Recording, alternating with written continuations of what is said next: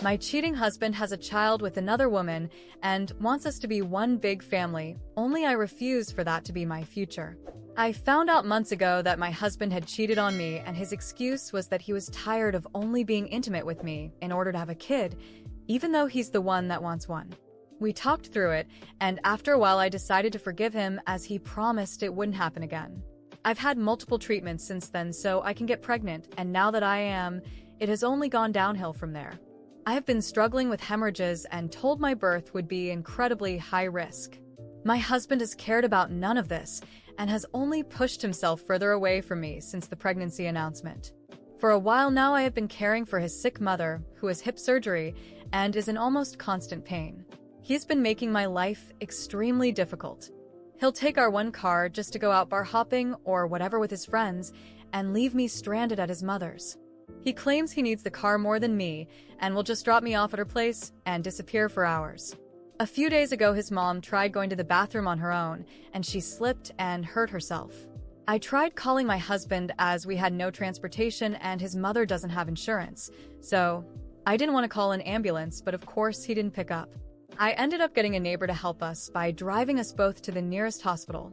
She ended up needing to be admitted, and hours had gone by with no word from my husband.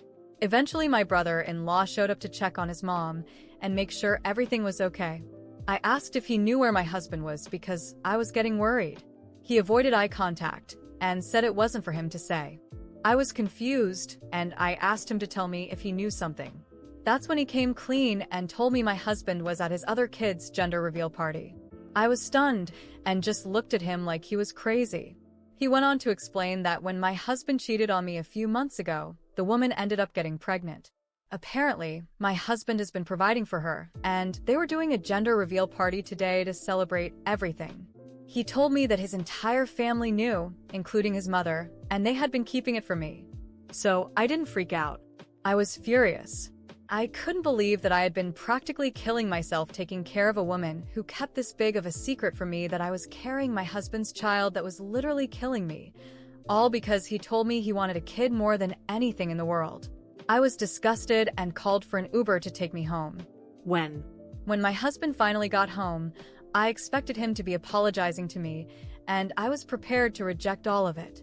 Only instead, he came storming and furious, accusing me of abandoning his mother in her time of need. I asked what the hell he was talking about.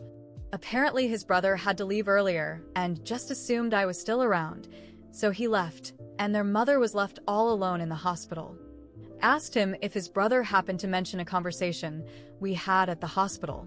He admitted that he did, but he didn't expect me to take my anger out on his poor, defenseless mother, that I was a horrible person for abandoning her and that I had no right to be acting so petty. I told him he had no right to not tell me he had another kid with another woman. He said he couldn't stand to look at me and said we would discuss it in the morning, then went to bed. I couldn't believe anything that was happening and got angry all over again. I packed a bag and took an Uber to my sister's house. I told her everything, and she let me stay over and promised she would have my back no matter what. The next day, my husband kept calling and calling, demanding that I contact him so we could have a very important conversation. I agreed to meet at a restaurant near our house as I didn't want him to know I was staying with my sister, who as soon as he sat down, he started talking about how grateful he was to have two amazing women that loved him, both pregnant with his children, and that he couldn't stand to leave his other child out in the cold. He told me he decided it would be best if we became a polygyny household. That way we could all be one big happy family. I just laughed in his face. I told him I wasn't going to encourage his cheating and just be okay, welcoming his mistress and her son into my home. He said it was his home too, and he had every right to bring home whomever he wanted. I told him he was crazy and I wasn't okay with his plan in the slightest. He told me I'd better learn to be okay with it, as this was something he had decided for me. I told him no and got up to leave. He grabbed my arm and yanked me down. He told me I had better not defy him or I'd come to regret it. I wrestled my arm away from him and tried to leave the restaurant when he slammed me against a table, hitting my stomach. I got the wind knocked out of me, and thankfully some good Samaritans stepped in to force him off of me. Two guys walked me outside to wait for my Uber, while another detained my husband inside the restaurant so I could leave. As soon as I got to my sister's place, I started crying and she just held me. I told her I hated him and I couldn't stand to be pregnant anymore, that I didn't want to have a baby in the first place, and now I was stuck with something inside me that could lead to my death. All for a man who cheated and lied and was threatening my safety. She suggested that I go to the doctors and see if I was still able to get an abortion, as the pregnancy would qualify for an emergency because of my hemorrhages. I took her advice and my doctor said it was possible. I decided to go through with it, and I planned to tell my husband and his entire family that I lost the baby because he slammed me into a table. I'd like to see if they still support him after learning that. I needed to organize my thoughts before taking action. Everything felt like a blur, but the anger and disgust I felt were as clear as day.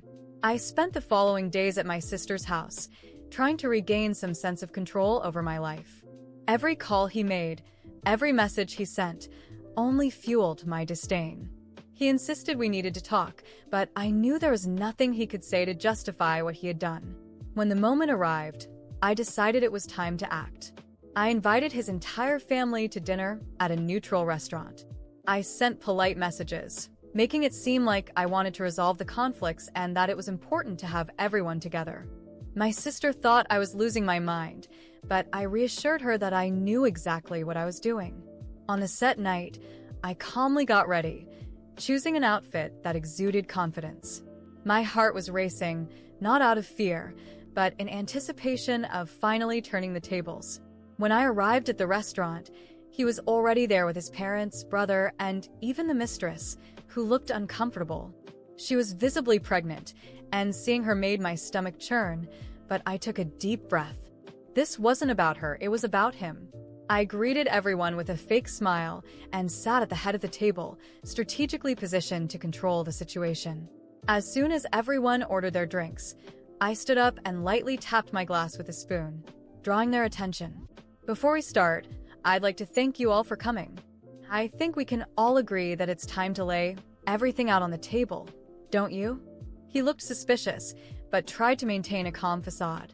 I began by talking about how I felt abandoned during the pregnancy and how I had been taking care of his mother while he was absent. My voice was controlled, but every word carried calculated weight. Then, without warning, I dropped the bomb. I lost the baby. I paused, letting the words sink in. And do you know why? Because the man I was supposed to call my husband slammed me against a table. The silence was deafening. I could see the shocked faces, the wide eyes of his mother, and the tense expressions of the others. He tried to interrupt, but I raised my hand. I'm not done.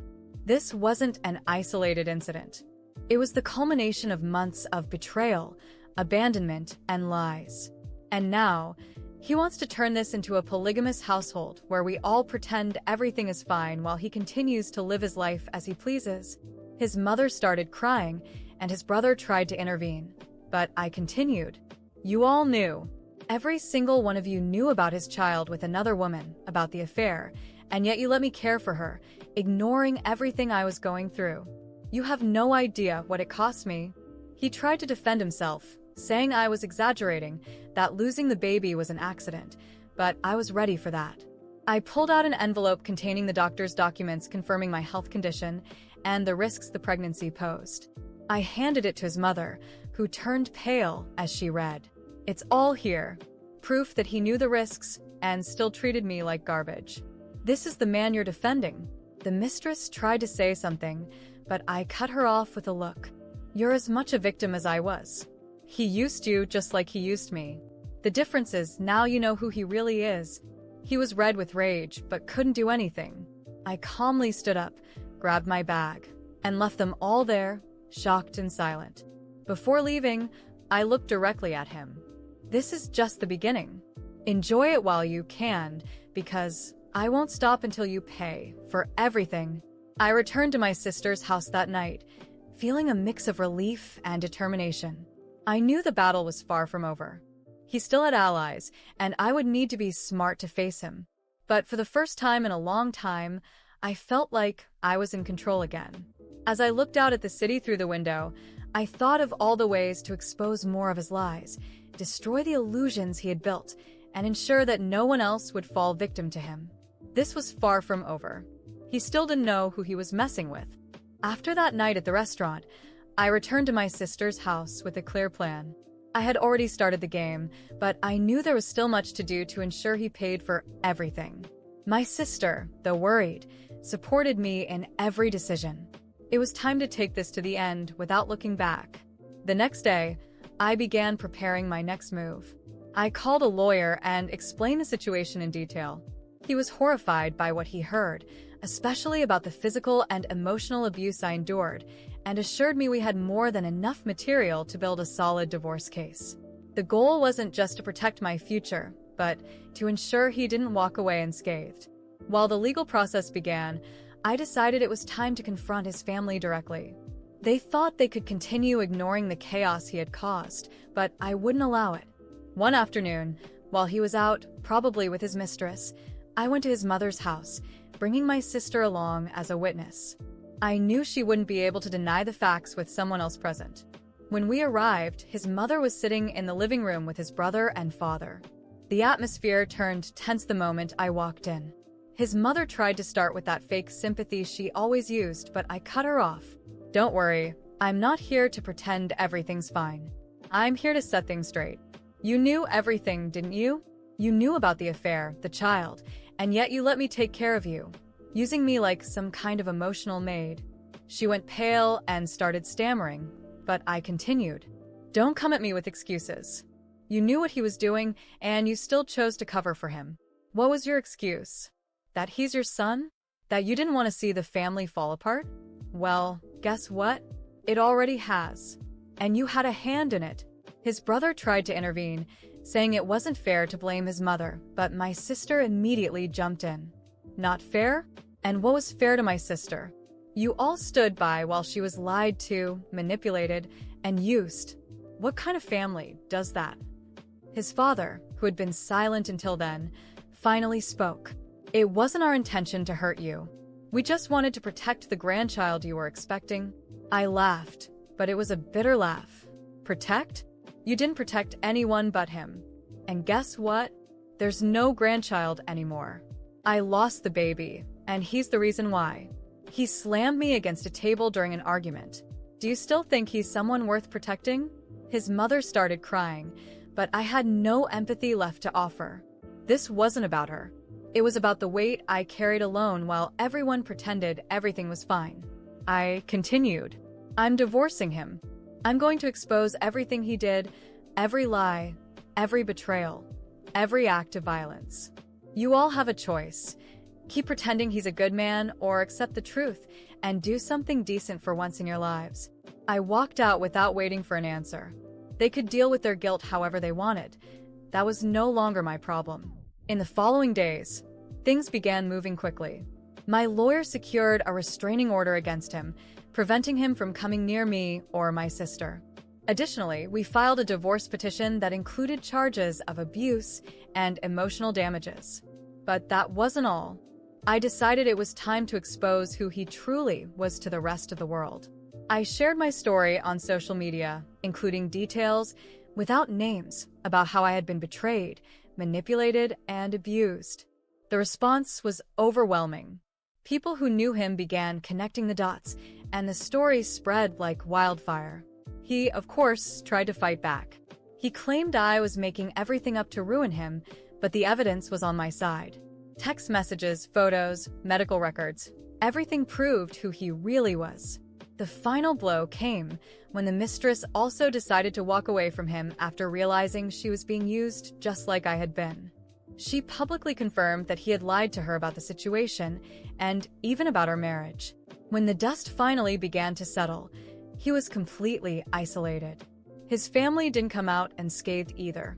His mother became seen as an enabler, someone who had covered up her son's actions, and his brother faced criticism for standing by and doing nothing. They tried to make amends with me, but I rejected every attempt at reconciliation. In court, the divorce was a spectacle. He tried to argue that I was to blame, that I was emotionally unstable, but my lawyer dismantled every lie with the evidence we had. In the end, the judge ruled in my favor, granting me not only the divorce, but also substantial financial compensation for the harm he caused me. When I walked out of the courthouse that day, I felt a massive weight lift off my shoulders. He was ruined financially, emotionally, and socially. He no longer had a family to support his lies, nor a reputation to hide his true face. As for me, I finally felt free.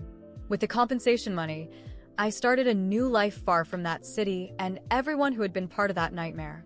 My sister came with me, and together we started something new. I knew there were still wounds to heal, but for the first time in a long time, I could breathe. As for him, I heard rumors that he tried to start over, but his reputation preceded him. No one trusted him, and everyone who knew his story avoided him. It was a fitting end for someone who built his life on lies. I looked out the window of my new home, thinking about everything I had been through. There was still a long road ahead, but I was ready. He thought he could destroy me, but he didn't know he had awakened something in me, a strength he would never understand. And if he or anyone in his family ever thought about trying something again, I knew exactly how to respond.